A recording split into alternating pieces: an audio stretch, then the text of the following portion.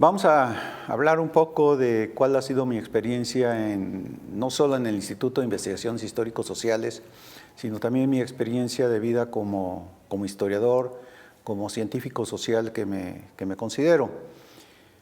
Tal vez lo normal como historiadores es empezar del pasado al presente. Quiero más bien hablar del presente hacia el pasado para contextualizar ese proceso en el que me ha permitido, y lo digo sin vanidad, crecer intelectualmente, pero también crecer emocionalmente.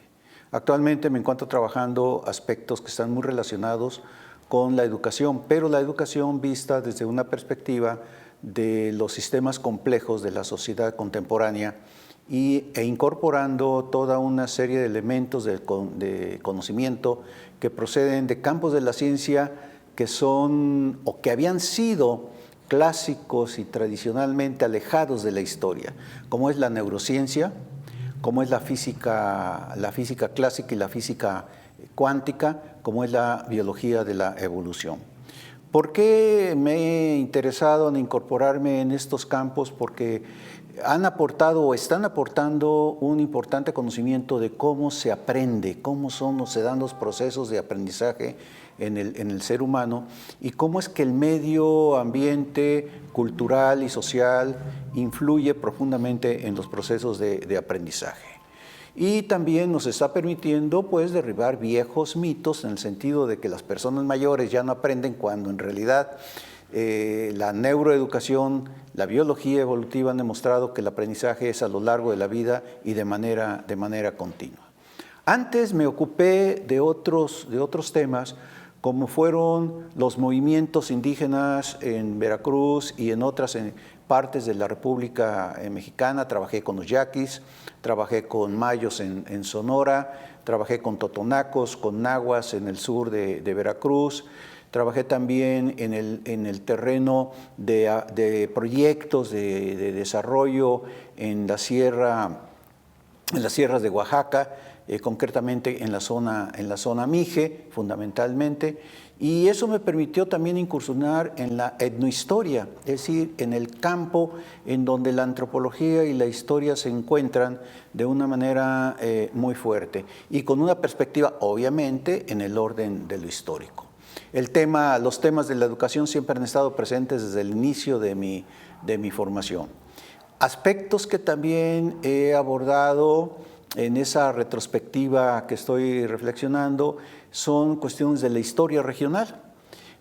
Desde luego más me he inclinado por lo rural, no por lo urbano, y me he inclinado más por lo rural porque mi adolescencia la viví y la crecí en un medio rural. Y por lo tanto he tenido una mayor afinidad y una mayor comunicabilidad con las personas que viven en el medio rural. En ese sentido, bueno, la historia regional he abordado desde las perspectivas antropológicas, desde la perspectiva de la teoría del desarrollo regional y desde luego también incorporando elementos centrales y fundamentales de lo que es la geografía histórica.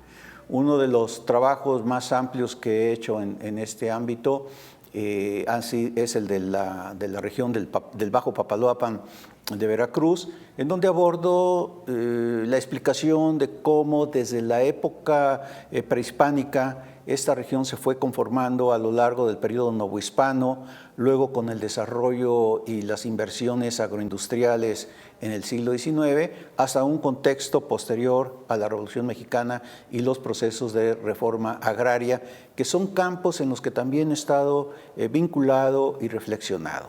En suma, he trabajado la etnohistoria, la historia de la educación, historia regional, movimientos sociales indígenas y desde luego también he incursionado en otros campos como son el análisis de la imagen.